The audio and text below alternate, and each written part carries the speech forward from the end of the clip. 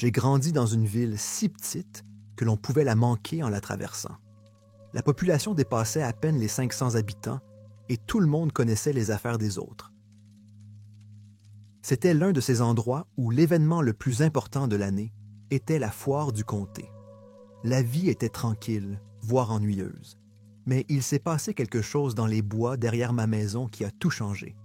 J'en ai encore des frissons en y pensant. Tout a commencé par une nuit d'été, il y a une dizaine d'années. Ma maison était adossée à une épaisse forêt qui s'étendait sur des kilomètres. Le genre de forêt qui engloutit les sons et semble toujours plus sombre qu'elle ne devrait l'être, même à la lumière du jour.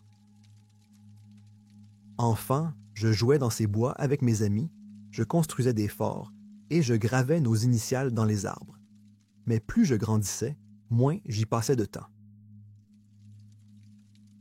Les parties les plus profondes de la forêt dégageaient une atmosphère étrange que je n'ai comprise que bien plus tard. Un soir, j'étais assis sous le porche. C'était une de ces soirées humides où l'air vous colle à la peau et où le seul bruit était le bourdonnement lointain des grillons. Je m'occupais de mes affaires, regardant les arbres, quand je l'ai vue, une silhouette, debout à l'orée des bois. Au début, j'ai pensé qu'il s'agissait de quelqu'un de la ville, peut-être un voisin qui se promenait tard dans la nuit, mais c'était trop calme. J'ai plissé les yeux, essayant de voir qui c'était. Qui que ce soit, ou quoi que ce soit, il ne bougeait pas. Pas un centimètre. J'ai appelé, mais il n'y a pas eu de réponse. Un sentiment de malaise m'envahit. Quelque chose dans la façon dont il se tenait là, à peine distinguable dans l'ombre, me mettait les nerfs à vif. J'ai pris une lampe de poche à l'intérieur et l'ai dirigée vers la silhouette, mais dès que le faisceau a atteint l'endroit où elle se trouvait, elle a disparu. Cela aurait dû être la fin, juste une nuit bizarre. Mais ce ne fut pas le cas. Au cours des semaines suivantes, j'ai continué à voir la silhouette dans les bois, toujours au même endroit, debout, en train d'observer. Au début, j'ai essayé de l'ignorer, en me disant que ce n'était que mon imagination, mais j'avais du mal à me débarrasser du sentiment d'être observé, même lorsque je n'étais pas à l'extérieur. J'en suis arrivé au point de ne plus aller du tout dans le jardin. Puis les choses se sont aggravées.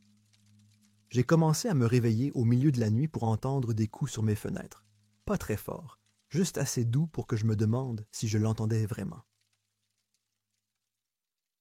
Les premières nuits, j'ai pensé qu'il s'agissait simplement de branches qui grattèrent contre la vitre. Mais quand j'ai vérifié le lendemain matin, il n'y avait pas de branches près de la fenêtre, rien qui aurait pu produire ce son. Cela s'est reproduit à plusieurs reprises. Tapotement, tapotement, tapotement, comme si quelqu'un ou quelque chose essayait d'attirer mon attention. Une nuit, après m'être réveillé pour ce qui me semblait être la 100e fois, je n'en pouvais plus. J'ai pris ma lampe de poche et j'ai ouvert les rideaux, m'attendant à trouver un farceur ou une branche d'arbre. Mais au lieu de cela, je l'ai vue. La même silhouette, debout juste à la limite de l'arbre, qui m'observait. Même si je ne pouvais pas voir son visage, je savais qu'elle me regardait. Mon cœur s'est emballé et j'ai claqué les rideaux, m'éloignant de la fenêtre. Cette nuit-là, j'ai à peine dormi. Je n'arrivais pas à me débarrasser du sentiment qu'il se rapprochait, que ce qui était dehors ne se contentait plus d'observer. Il attendait. Le lendemain, j'ai parlé à mes parents de ce que j'avais vu et entendu, mais ils l'ont simplement ignoré. Ils ont dit qu'il s'agissait probablement d'un animal ou d'une imagination débordante. Je me suis dit qu'ils avaient peut-être raison. Peut-être que ce n'était qu'une farce bizarre ou le fruit de mon imagination. Mais au fond de moi, je savais que ce n'était pas le cas. Les choses sont devenues encore plus étranges après cela. Mon chien, qui adorait être dehors, a commencé à refuser de s'approcher des bois. Il gémissait et tirait sur sa laisse chaque fois que j'essayais de l'emmener se promener près de la limite des arbres. Ensuite, d'autres habitants de la ville ont commencé à parler de choses étranges dans les bois. Un voisin a dit avoir entendu des pas devant sa maison tard dans la nuit. Quelqu'un d'autre a affirmé avoir vu une ombre se faufiler entre les arbres lors d'une excursion en camping. Les histoires varient, mais elles ont toutes un point commun, la présence d'un observateur dans les bois. Au fur et à mesure que les gens racontent leur expérience, l'atmosphère de la ville change. Les gens ont cessé d'aller dans les bois, surtout la nuit. Les enfants n'avaient plus le droit de jouer dans leur jardin, et même les plus courageux d'entre nous ressentaient un sentiment de terreur sous-jacent chaque fois qu'ils passaient devant la forêt. C'était comme si toute la ville retenait son souffle, attendant que quelque chose se passe. Un soir, après une nouvelle nuit agitée, j'ai décidé de retourner sous le porche. J'avais besoin de réponses. J'ai pris ma lampe de poche et je suis resté là à regarder les bois. Les heures passaient et rien ne se passait. J'étais sur le point de rentrer à l'intérieur quand j'ai entendu des pas légers venant des arbres. Mon cœur battait la chamade lorsque j'ai dirigé ma lampe de poche vers le bruit. La silhouette était de nouveau là, à l'orée de la forêt.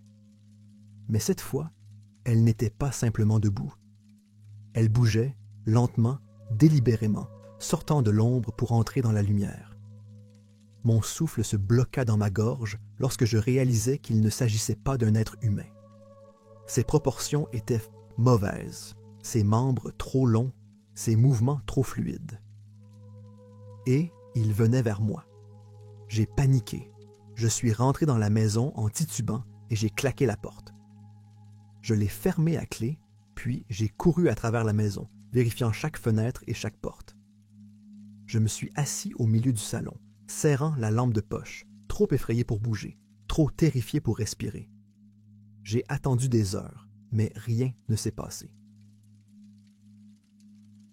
Le lendemain matin, je suis sorti prudemment, m'attendant à voir la silhouette tapie dans la lumière du jour, mais il n'y avait rien. Je ne l'ai plus jamais revue après cette nuit-là. Mais le sentiment n'a jamais disparu. C'était comme si la ville elle-même avait été marquée par ce qui nous observait. Les gens ont commencé à partir petit à petit, et bientôt, la ville s'est sentie plus vide que jamais. Les bois derrière ma maison sont devenus plus sauvages, plus envahissants, comme s'ils reprenaient la terre qu'ils avaient observée pendant tout ce temps. Des années plus tard, j'ai déménagé à mon tour, mais parfois, lorsque je visite mon ancienne ville natale, je passe devant cette maison et je fixe la ligne d'arbres. Et même si cela fait des années, je ne peux m'empêcher de penser que quelque chose observe toujours, attend, juste au-delà des arbres.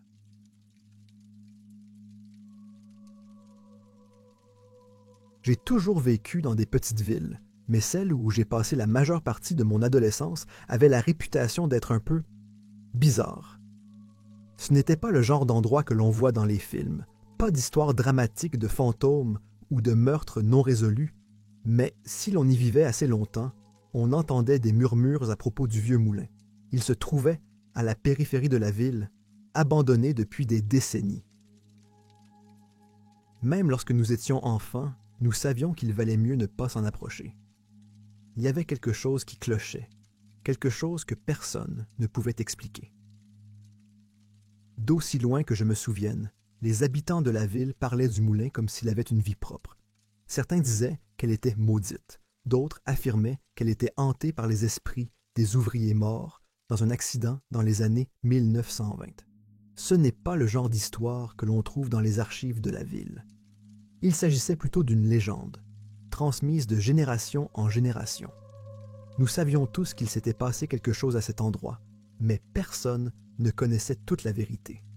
Ou s'il la connaissait, il n'en parlait pas. Je n'aimais pas les histoires de fantômes, mais à l'âge de 16 ans, j'ai vécu une expérience qui a tout changé. C'était à la fin du mois d'octobre, quelques jours avant Halloween. Un groupe d'amis et moi traînions après l'école, nous ennuyant et cherchant quelque chose à faire. Quelqu'un, probablement moi car j'avais un don pour les mauvaises idées, a suggéré que nous allions voir le vieux moulin. C'était une idée stupide, mais nous étions des adolescents et la promesse d'une petite frayeur semblait amusante. Nous avions tous entendu des histoires, mais aucun d'entre nous n'y croyait vraiment. Nous avons attendu la tombée de la nuit pour sortir discrètement vers minuit. Le moulin se trouvait à environ 1 kilomètre de la ville, après la vieille voie ferrée. Il nous a fallu environ 30 minutes pour y arriver, en marchant à travers les champs envahis par la végétation et en longeant les clôtures rouillées.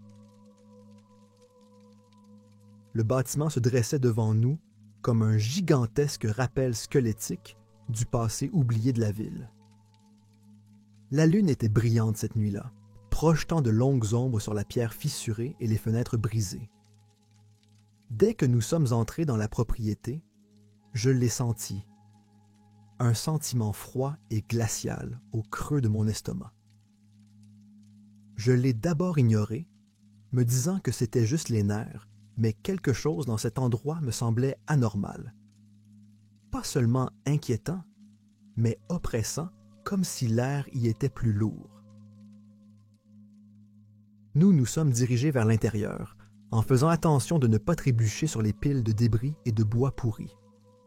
L'endroit sentait la moisissure et la pourriture, et chacun de nos pas résonnait dans les pièces creuses. Il ne restait plus grand-chose à l'intérieur, juste des machines rouillées et des murs défoncés, mais c'était suffisant pour me faire dresser les cheveux sur la tête. Un de mes amis nous a mis au défi d'explorer le sous-sol, où les ouvriers avaient l'habitude de stocker des fournitures. C'était censé être la partie la plus hantée de l'usine, là où l'accident s'était produit. Je ne voulais pas y aller, mais je n'allais pas être la seule à reculer. Nous avons trouvé le vieil escalier qui descendait, les marches en bois grinçant sous notre poids. Plus nous nous enfoncions, plus il faisait froid, et lorsque nous sommes arrivés en bas, je pouvais voir mon souffle suspendu dans l'air.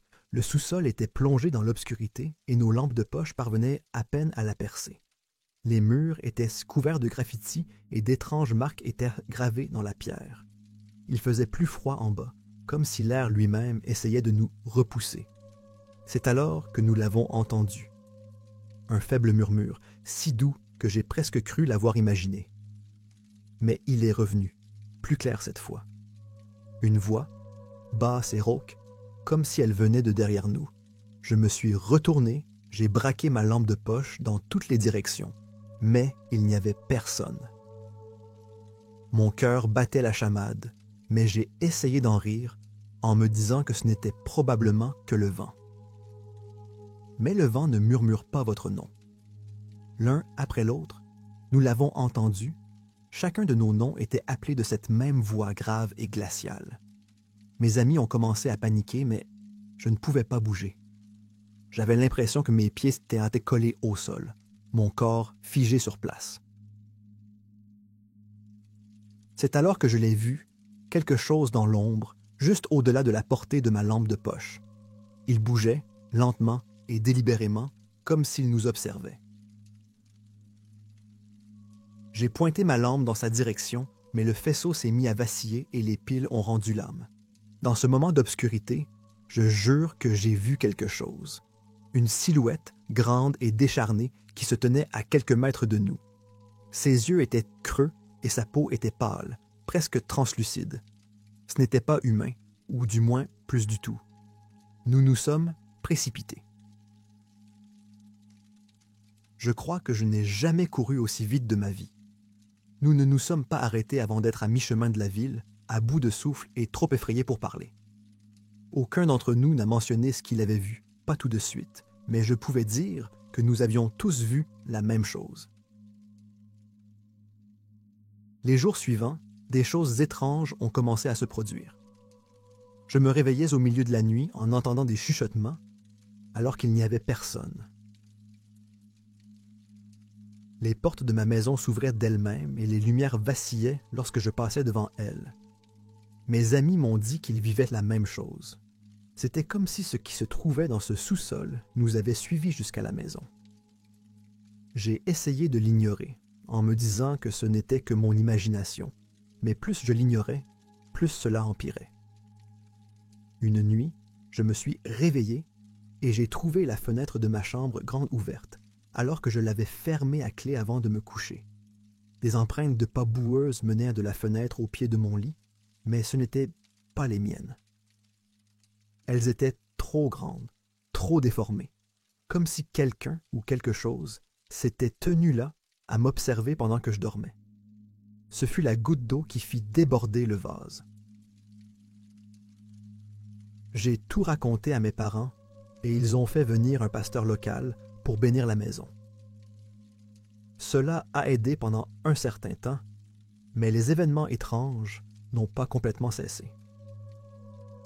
Même aujourd'hui, des années plus tard, j'entends encore de temps en temps un murmure où je ressens un frisson soudain, comme si quelque chose se tenait juste à l'écart.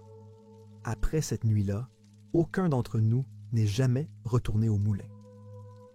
Quelques années plus tard, le conseil municipal a décidé de le démolir, invoquant des problèmes de sécurité.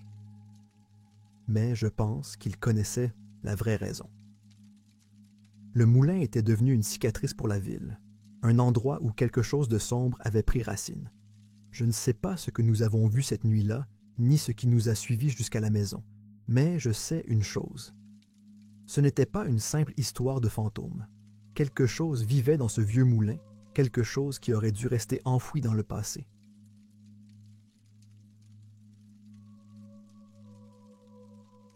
Richfield était le genre de ville qui existait dans sa propre petite bulle. Une route pour entrer, une route pour sortir, et pas grand-chose à voir entre les deux.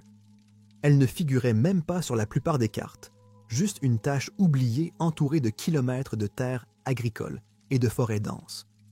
Le genre d'endroit que l'on traverse en voiture sans jamais y réfléchir à deux fois. Mais pour ceux d'entre nous qui y vivaient, c'était notre maison. Tranquille, banale et sûre. Du moins, c'est ce que je pensais jusqu'à ce que les lumières apparaissent.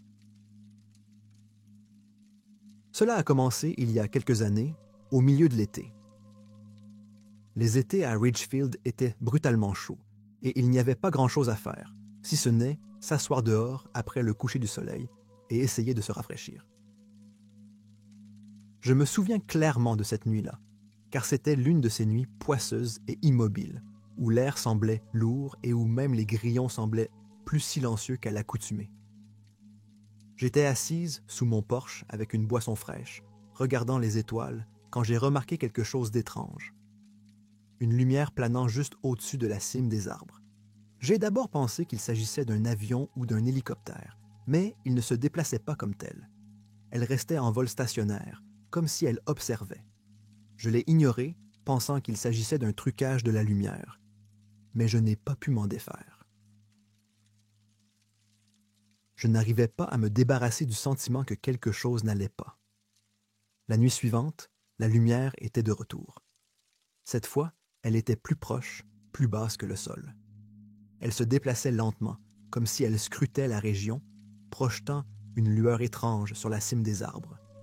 Je l'ai observée pendant un moment, attendant qu'elle disparaisse, mais ce ne fut pas le cas. Il est resté là, flottant silencieusement au-dessus de la forêt. Je n'arrivais pas à comprendre ce que c'était. Il n'y avait pas de son, pas d'explication sur le fait qu'il était juste là. La troisième nuit, les gens de la ville ont commencé à en parler. D'autres personnes avaient également vu la lumière, et les rumeurs ont commencé à se répandre. Certains pensaient qu'il s'agissait d'un drone, d'autres qu'il s'agissait d'une expérience gouvernementale, mais personne n'avait de véritable réponse. La lumière ne se comportait pas comme ce que nous avions vu auparavant.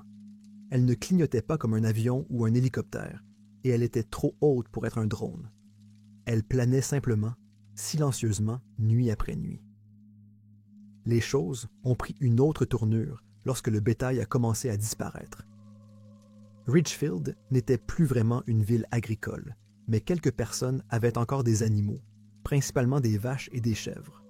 Au début, une ou deux bêtes disparaissaient, mais à la fin de la semaine, des troupeaux entiers avaient disparu sans laisser de traces.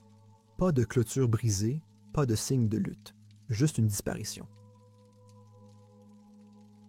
Les gens ont commencé à avoir peur. La lumière continuait à se manifester, toujours à la même heure, toujours au même endroit, et les disparitions s'aggravaient. Une nuit, environ une semaine après l'apparition des lumières, j'ai entendu une agitation provenant de la ferme de mon voisin. Il avait quelques chèvres et quelques poulets, rien d'extraordinaire, mais il était fier de les garder en sécurité. le son était différent de tout ce que j'avais jamais entendu. Des bêlements et des battements d'ailes frénétiques, comme si les animaux étaient pris d'une véritable frénésie. J'ai pris ma lampe de poche et j'ai couru jusqu'à sa propriété, le cœur battant la chamade. Une fois sur place, j'ai revu la lumière qui planait directement au-dessus de sa grange, plus brillante que je ne l'avais jamais vue auparavant. Les animaux se déchaînaient, essayant de s'échapper de leur enclos, mais c'était comme s'ils ne savaient pas dans quelle direction s'enfuir.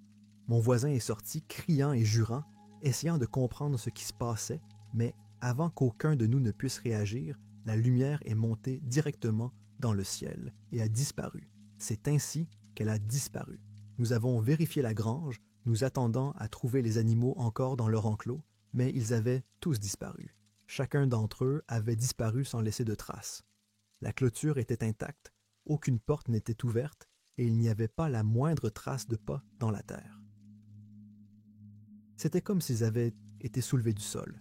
C'est à ce moment-là que les habitants de la ville ont commencé à paniquer. Certains ont fait leur bagage et sont partis, ne voulant pas rester dans les parages pour savoir ce qui se passait. D'autres se sont enfermés chez eux, refusant de sortir après la tombée de la nuit. Mais les lumières ne se sont pas arrêtées. Elles revenaient, nuit après nuit, toujours au-dessus de la forêt ou des champs, toujours silencieuses. Les choses sont devenues encore plus étranges lorsque des personnes ont commencé à disparaître. Au début, il n'y en avait pas beaucoup, juste un ou deux par-ci par-là. Un vagabond de passage, un couple d'adolescents partis camper dans les bois. Les gens mettaient cela sur le compte d'accidents ou de mauvaises décisions. Peut-être s'était-il perdu ou s'était-il enfui. Mais cela a commencé à arriver à des gens que nous connaissions, des gens qui avaient vécu à Ridgefield toute leur vie. Ils partaient au travail ou faisaient des courses et ne revenaient jamais. On retrouvait leur voiture sur le bord de la route, les clés encore sur le contact, mais ils n'étaient plus là. Pas de signe de lutte, pas d'empreinte de pas, juste disparus. À ce moment-là, la ville est en proie à la panique. Le shérif local, un homme qui avait probablement eu affaire à plus de bagarres de bar que de crimes réels, ne savait pas quoi faire. Il a demandé l'aide de la police nationale, mais celle-ci n'a rien trouvé non plus. Ils ont mis en place des équipes de recherche, fouillé les bois et interrogé tous ceux qui auraient pu voir quelque chose, mais c'était comme si les gens s'étaient volatilisés. Et pourtant, les lumières continuaient d'apparaître. Une nuit, après un orage particulièrement violent, je me suis réveillé en entendant un fort bourdonnement à l'extérieur de ma fenêtre.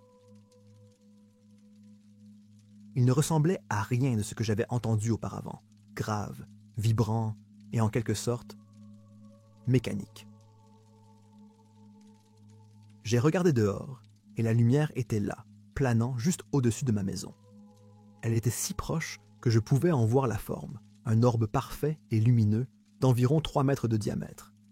Elle ne bougeait pas, n'émettait aucun son à part un léger bourdonnement. Je l'ai regardée pendant ce qui m'a semblé être des heures, le corps figé sur place, incapable de détourner le regard.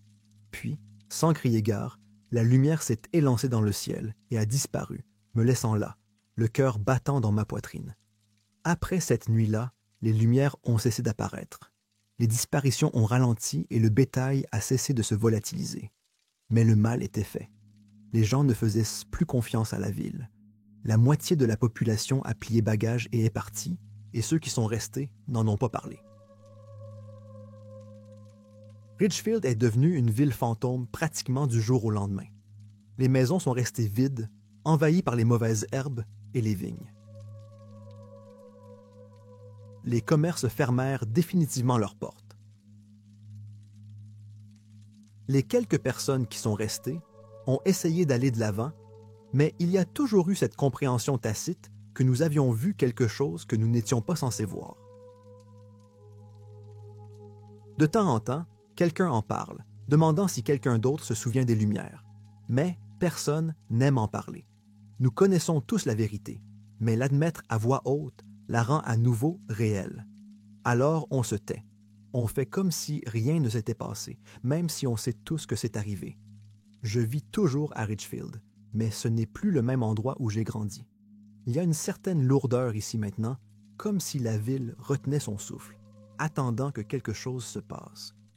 Je ne sors plus la nuit depuis ma dernière rencontre avec la lumière. Et même si les lumières ont disparu, je n'arrive pas à me débarrasser du sentiment qu'elles reviendront. Peut-être pas demain, peut-être même pas l'année prochaine, mais un jour. J'espère seulement ne pas être là quand elles reviendront.